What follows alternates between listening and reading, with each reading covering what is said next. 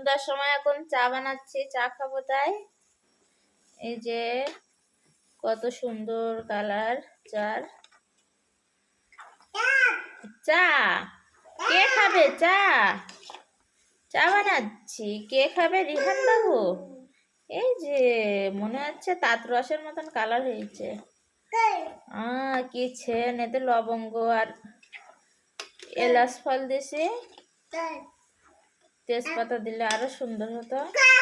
কই তেজপাতা নেই রুমে, ওখানে হাত দিয়ে না। এই যে চা হয়ে গেছে, এবার রেডি করব। কে খাবে? রিহান বাবু। এই যে আমার চা রেডি, চা রেডি। কে খাবে?